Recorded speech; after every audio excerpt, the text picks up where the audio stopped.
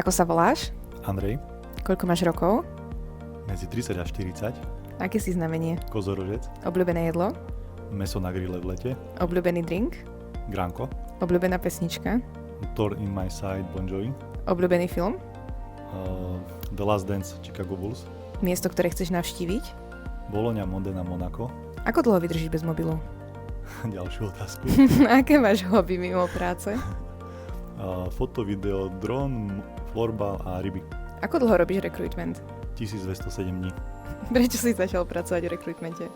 A v tom čase mi to prišlo ako dosť dobrý nápad využiť skúsenosti. Tvoj najväčší úspech v rekrutmente? Keď sme cez kandidáta vlastne pritiahli globálnu pozíciu k nášmu klientovi. Obľúbená časť náboru?